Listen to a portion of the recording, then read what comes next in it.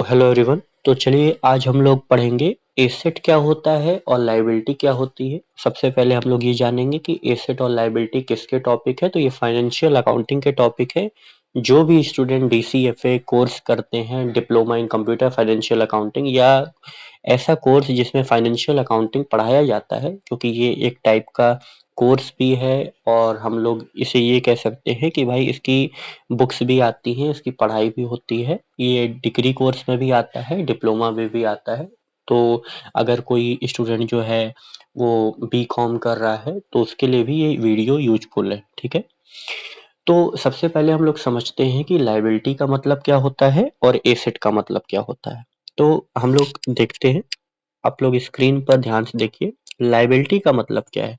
Liability का मतलब, ये इसको हिंदी में हम लोग बोलते हैं दायित्व। दायित्व का मतलब जैसे हमने किसी से कोई उधार लिया हो तो हमारी रिस्पॉन्सिबिलिटी बनती है कि भाई मैं एक समय बाद उसका उधार चुकाऊंगा, तो ये कहलाती है liability.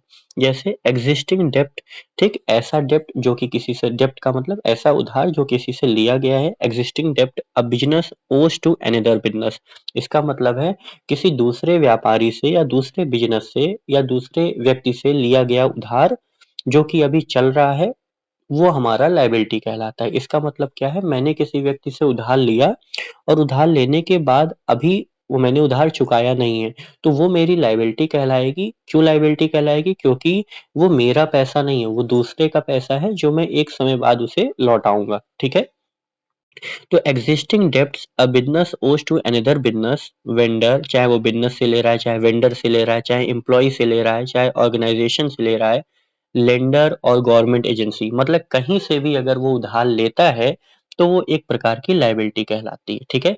Liabilities can help owners finance their companies, इसका मतलब क्या है, लायबिलिटी क्या हेल्प करती है। जैसे कहा जाए आप लोन क्यों लेते हो, उधार क्यों लेते हो, जिससे आप अपने, जैसे आप व्यापार के लिए उधार लेते हो बैंक से, मान लेते हैं आपने लोन लिया व्यापार के लिए, तो व्यापार को बढ़ाने के लिए लेते हो। इसका मतलब है व्यापार में अपने एसेट को बढ़ाने के लिए या फिर अपने गुड्स को इंक्रीज करने के लिए या व्यापार को बढ़ाने के लिए। इसका मतलब है जो भी आप लोन लोगे वो किस लिए लोगे, जिससे आपके कंपनी का फाइनेंसी, जो फाइनेंस है, फाइनेंस डिपार्टमेंट है, वो आपका थोड़ा सा और स्ट्रांग हो जाए। ठीक है।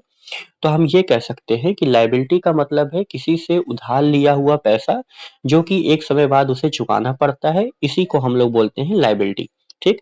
अब एसेट क्या होता है, लायबिलिटी और एसेट में डिफरेंस है, काफी डिफरेंस है। एसेट का मतलब क्या होता है, वो आइटम, ऐसे आइटम्स या फिर ऐसे रिसोर्सेज वैल्यू के जो कि बिजनेस के खुद के होते हैं। इसका मतलब है जैसे कहा जाए मैं खुद का पैसा अगर अपने व्यापार में इन्वेस्ट करके अपने व्यापार के लिए कोई सामान लाता हूँ, कोई आइटम लाता हूँ, तो वो मेरे व्यापार का एसेट कहलाता है, क्योंकि वो बिजनेस का खुद का है, वो किसी से उधार लेकर के नहीं आया है।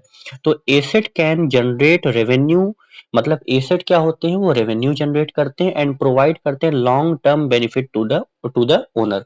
इसका मतलब भाई, अगर मैं अपने व्यापार में अपने ही पैसे का कोई सामान लाऊंगा तो उसी सामान से मैं और रेवेन्यू जनरेट करूंगा। इसका मतलब है जैसे कहा जाए कि कोई व्यापारी है, वो अपने व्यापार में एक बढ़िया सा काउंटर बनवाता है या फिर कोई बुक शेल्फ बनवाता है। तो बुक शेल्फ किस लिए बनवाई जाती है, जिसमें बुक्स रखी जा सके, कॉपीज रखी जा सके, मतलब ऐसे आइटम्स रखे जा सके जो कि कस्टमर के सामने वो आइटम अच्छे से दिखाई दे, मतलब रिप्रेजेंट किया जाए, डिस्प्ले किया जाए। तो कस्टमर क्या होगा, अट्रैक्ट होगा, और भी कस्टमर अट्रैक्ट होंगे, देखेंगे कि हाँ सारे आइटम्स वेल मैनर में दिखाई पड़ रहे हैं। इसका मतलब वो जो एसेट था, जो बुक शेल्फ थी, उसने क्या किया, रेवेन्यू को बढ़ाया। ठीक है। बिजनेस में रह करके रेवेन्यू को बढ़ाने के लिए जो सामान हम लोग लगाते हैं उसे ही हम लोग बोलते हैं एसेट। हिंदी में बोले तो बोलते हैं संपत्ति। तो लायबिलिटी का मतलब दायित्व होता है और एसेट का मतलब संपत्ति होता है। ठीक।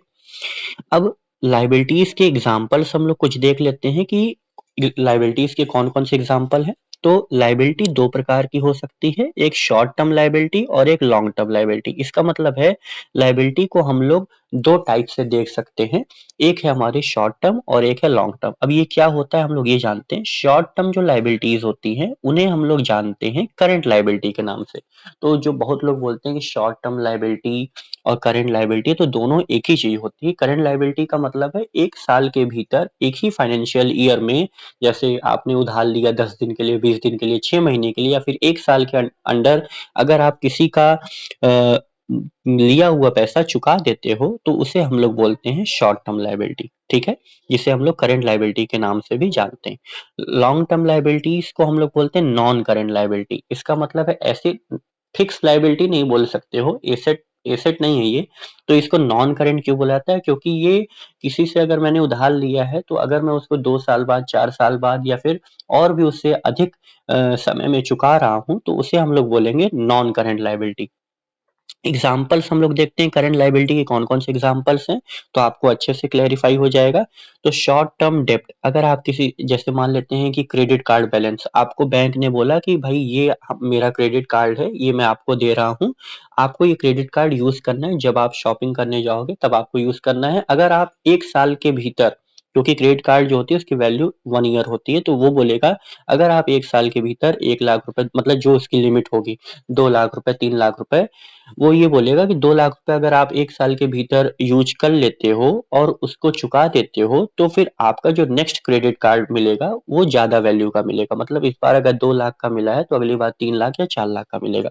इसका मतलब है भाई क्रेडिट कार्ड का मतलब क्या है? आपने बैंक से एक प्रकार से उधार लिया, ठीक है? क्रेडिट कार्ड में जो रखा हुआ बैलेंस होता है वो आपके अकाउंट से डायरेक्टली नहीं कटता है। आपने बैंक से एक उधार लिया कि हाँ मुझे 2 लाख रुपए का क्रेडिट कार्ड दो, तो बैंक ने आपको दिया। अब जब बैंक का ही पैसा है, जब आप 2 लाख रुपए पूरी तरीके से खत्म कर लोगे, मतलब पूरी तरीके से आप उसका यूज कर लोगे, कंज्यूम कर लोगे, तब आपके बैंक अकाउंट से बैंक 2 लाख रुपए डेबिट कर लेगी, ठीक? इसका मतलब क्या है कि क्रेडिट कार्ड आपको एक उधार की गई धनराशि होती है जो आपको कुछ समय के लिए 6 महीने या फिर 1 साल के लिए दी जाती है। इसी को हम लोग बोलते हैं शॉर्ट टर्म डेब्ट। टैक्स लायबिलिटी, टैक्स भी जो होता है हम लोगों का वो 6 महीने या फिर 1 साल का होता है। जैसे पेरोल टैक्स, पेरोल टैक्स क्या होता है? जो मंथली टैक्सेस कटते हैं उनको हम लोग बोलते हैं पेरोल टैक्स, ठीक है? तो आगे हम लोग पढ़ेंगे पेरोल के बारे में, पेरोल क्या होता है वो देखेंगे, ठीक? तो टैक्स लायबिलिटी, शॉर्ट टर्म डेब्ट, इनको हम लोग बोलते हैं करंट लायबिलिटी। अब आगे हम लोग बढ़ते हैं एक्रूड एक्सपेंस, ठीक है? तो ऐसे एक्सपेंस क्या लिखा हुआ है? रिसीव्ड गुड्स यू परचेस्ड, मतलब ऐसे गुड्स जो कि आप परचेस कर चुके हो but have not received an invoice yet, but उसकी अभी तक आपको इनवॉइस नहीं रिसीव हुई है, ठीक है? तो इनको हम लोग क्या बोलेंगे भाई? जैसे कहा जाए कि आप कहीं से कोई सामान खरीद के लाए, अपने यहाँ माल खरीद के लाए, आप आपने गुड्स परचेज तो कर लिया है बट उसकी इनवॉइस अभी तक आपको रिसीव नहीं हुई है। इसका मतलब आपको कितना पेमेंट करना है वो नहीं, तो वो भी जो आपका माल आया वो भी एक प्रकार का उधार ही हुआ। इसका मतलब आपके क्रेडिट पर किसी ने आपको उधार माल बेच दिया और आपने खरीद लिया, बट उसकी इनवॉइस या फिर उसका बिल अभी जनरेट नहीं हुआ है, तो वो भी एक प्रकार की आपकी शॉर्ट टर्म लायबिलिटी कहलाएगा, ठीक है? या फिर करंट लायबिलिटी कहलाएगा। तो एक्रूड एक्सपेंस को हम लोग बोल सकते हैं शॉर्ट टर्म लायबिलिटी या फिर करंट लायबिलिटी। तो ये हो गया हमारा लायबिलिटी। लायबिलिटी के 2 प्रकार होते हैं, शॉर्ट टर्म और लॉन्ग टर्म। तो हम लोग करंट लायबिलिटी मतलब शॉर्ट टर्म पढ़ चुके हैं। अब हम लोग अगला देखते हैं नॉन करंट लायबिलिटी, इसका मतलब लॉन्ग टर्म क्या होता है? लॉन्ग टर्म का मतलब है loans lasting more than a year, जो कि 1 साल से ज़्यादा के लिए लोन लिए जाते हैं, उनको हम लोग बोलते क्या है? Long term liability. जैसे आपने भाई घर लिया, ठीक है? फ्लैट लिया, अब उस फ्लैट की किस्तें आप चुका रहे हो या फिर उसने ये बोला कि आपको 2 साल तक, 3 साल तक ये ईएमआई पे ये किस्तें चुकानी पड़ेंगी, तो आप मंथली किस्त उसकी चुका रहे हो, मतलब मंथली उसकी ईएमआई आप पे कर रहे हो, तो वो आपने लोन 5 साल या 10 साल या 20 साल के लिए ले लिया, ठीक है? इसका मतलब आप धीरे धीरे करके वो लोन फिलअप कर रहे हो, भर रहे हो, तो इसे हम लोग बोलेंगे long term liability. Deferred tax payment, other non current liabilities, ठीक है? नॉन करंट लायबिलिटी, लीजेस, अगर आप कोई लीज पे जमीन ले रहे हो या फिर लीज पे कोई बंगला ले रहे हो तो इसे हम लोग बोलेंगे या फिर कोई भी आप लीज पे कोई भी सामान ले रहे हो तो इसे हम लोग बोलेंगे नॉन करंट लायबिलिटी, क्योंकि ये 1 साल के भीतर चुकाई जाने वाले उधार नहीं होते हैं। जो उधार 5 साल, 10 साल, 15 साल या 1 साल के बाहर होते हैं उन्हें ही हम लोग नॉन करंट लायबिलिटी या फिर लॉन्ग टर्म लायबिलिटी में रखते हैं, ठीक है?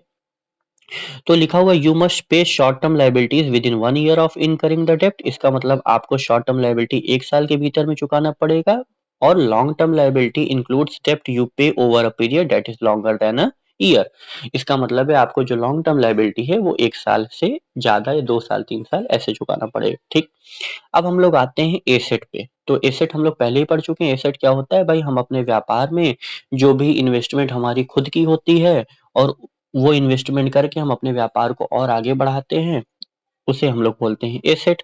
तो एसेट के एग्जांपल देख लेते हैं। तो लायबिलिटीज की तरह businesses can have current and fixed asset. इसका मतलब है हम लोग ये कह सकते हैं कि बिजनेस के पास दो प्रकार के एसेट होते हैं, करंट एसेट और फिक्स्ड एसेट। फिक्स्ड एसेट को हम लोग जानते हैं नॉन करंट एसेट के नाम से। इसका मतलब हम लोग फिक्स एसेट को नॉन करंट एसेट कह सकते हैं, ठीक है। करंट एसेट का मतलब क्या होता है, short term asset. Short term asset का मतलब है जो जो संपत्ति हमारी घटती बढ़ती रहती या जो संपत्ति 1 साल के भीतर कम ज्यादा होती रहती है, उसे हम लोग शॉर्ट टर्म एसेट बोलते हैं। जबकि नॉन करंट एसेट जो होते हैं वो लॉन्ग टर्म होते हैं। अब दोनों के एग्जांपल देख लेंगे जिससे हमारा टॉपिक क्लैरिफाई हो जाएगा। तो शॉर्ट टर्म एसेट या करंट एसेट को हम लोग क्या बोलते हैं, जैसे इन्वेस्टमेंट हमने किया, ठीक है। अगर हम अपने व्यापार में इन्वेस्टमेंट करते हैं तो उसे हम लोग बोलते हैं शॉर्ट टर्म एसेट, ठीक है। तो इन्वेस्टमेंट करना अपने व्यापार में क्या कहलाता है, शॉर्ट टर्म एसेट कहलाता है, ठीक है। या फिर हम लोग ये कह सकते हैं कि भाई आपने कहीं पर भी इन्वेस्टमेंट किया, आप छोटी-छोटी इन्वेस्टमेंट कर रहे हो अगर हर जगह, तो वो क्या कहलाएगा, शॉर्ट टर्म एसेट कहलाएगा या फिर करंट एसेट कहलाएगा, ठीक। इन्वेंट्री, अब इन्वेंट्री आपकी प्रतिदिन कम ज़्यादा हो रही है, इसका मतलब आप अपने यहाँ माल लाए, वो प्रतिदिन आपने खरीदा और उसको बेचा, ठीक है। तो वो भी आपका करंट एसेट कहलाएगा, क्योंकि एक मान लेते हैं आपने 1 जनवरी 2026 को आपने 100 कीबोर्ड अपने यहाँ लाए, आपकी कंप्यूटर की शॉप है, आपने 100 कीबोर्ड अपने यहाँ लाया, 5 जनवरी 2026 को वो कीबोर्ड अब 90 बचे। तो इसका मतलब क्या है कि 4 दिन में आपके एसेट में चेंजेस आ गए। तो उसे हम लोग बोलते हैं करंट एसेट, जो कि 1 साल के भीतर 6 महीने के भीतर घटता बढ़ता रहता है, उसे हम लोग करंट एसेट के नाम से जानते हैं। तो हमारा कैश प्रतिदिन कम ज़्यादा होता है, इसे भी हम लोग क्या बोलते हैं, करंट एसेट बोलते हैं। तो हमारा इन्वेस्टमेंट, इन्वेंट्री, कैश इक्विवेल मतलब कैश, तो ये सारे हमारे क्या कहलाते हैं, करंट एसेट कहलाते हैं, ठीक है। या फिर अकाउंट रिसीवेबल, ये भी आपका करंट एसेट में आता है, क्योंकि भाई प्रतिदिन आपके अकाउंट जो जो आपका अकाउंट रिसीवेबल है, ऐसा अकाउंट जो कि जहाँ पर आपके पैसे रिसीव हो रहे हैं, उसमें भी आपका प्रतिदिन घटता बढ़ता रहता है अमाउंट, इसीलिए हम लोग उसको बोलते हैं, मतलब घटता नहीं प्रतिदिन बढ़ता है, तो उसे हम लोग बोलते हैं क्या, करंट एसेट, ठीक है। या फिर शॉर्ट टर्म एसेट बोलते हैं। तो current asset can be converted into cash quickly. इसका मतलब है करंट एसेट को हम लोग कन्वर्ट कर सकते हैं कैश में तुरंत। जैसे कहा जाए हमने भाई कोई संपत्ति हम अपने यहाँ लाए, हम मान लेते हैं हमने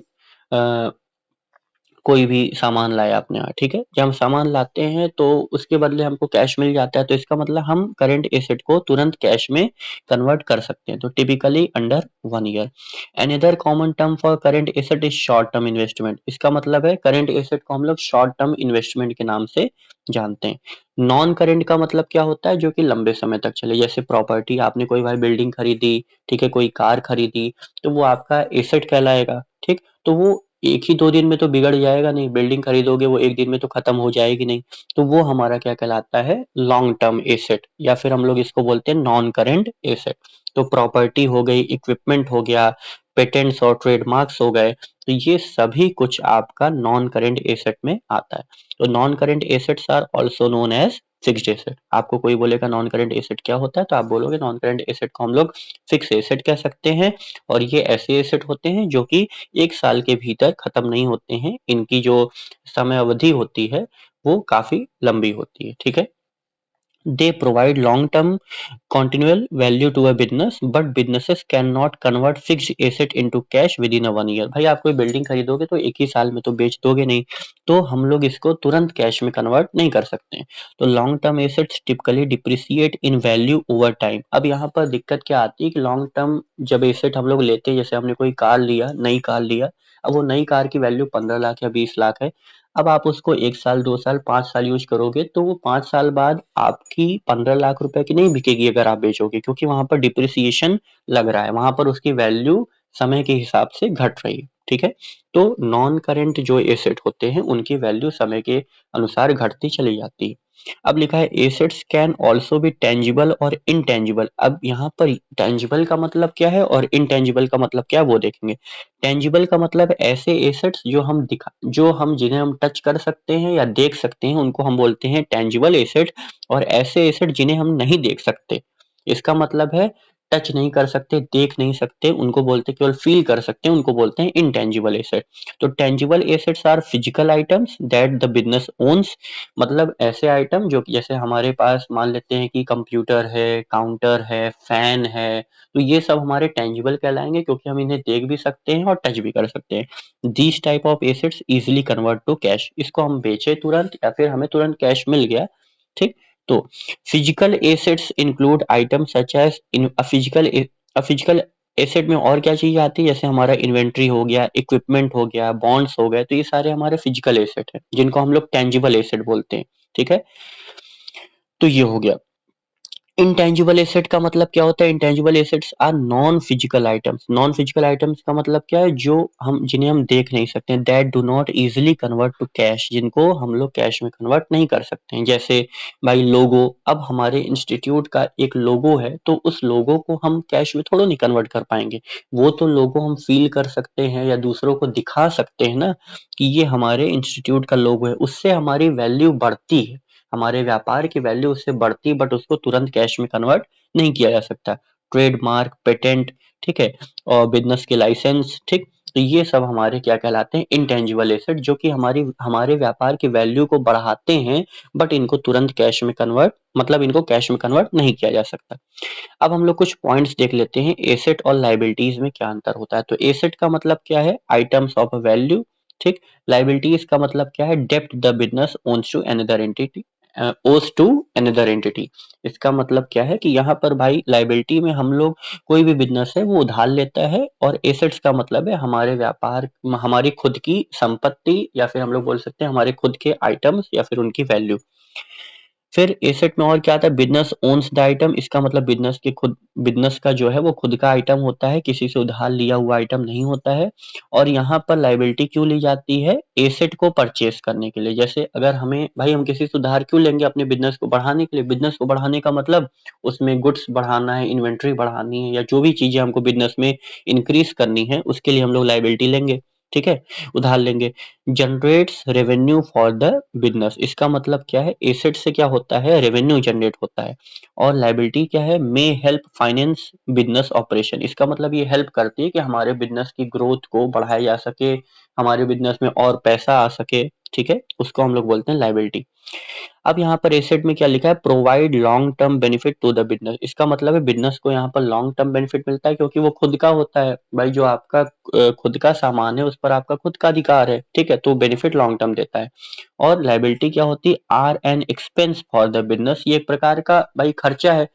आप किसी से उधार लोगे तो भाई वो तो एक प्रकार का आपका खर्चा हुआ ना, आप उधार चुकाओगे तो वो आपका एक प्रकार का क्या कहलाएगा, खर्चा कहलाएगा। तो आई होप आप सभी लोग एसेट्स और लाइबिलिटीज को पूरी अच्छी तरीके से समझ गए हो। मैंने आपको इस वीडियो में एसेट और लाइबिलिटी क्या होती है वो पूरा अच्छे से कॉन्सेप्ट भी क्लियर किया है, और साथ ही साथ मैंने यहाँ पर एग्जांपल्स के थ्रू और उसके टाइप्स के थ्रू मैंने उसको अच्छे से क्लैरिफाई कर दिया है। बाकी इसके अलावा भी अगर आपको कोई प्रॉब्लम होती है तो आप कमेंट बॉक्स में कमेंट करिए, वो प्रॉब्लम जल्दी से जल्दी रिजॉल्व की जाएगी, ठीक है। तो आज के लिए हम लोग इतना ही रखते हैं। Thank you so much.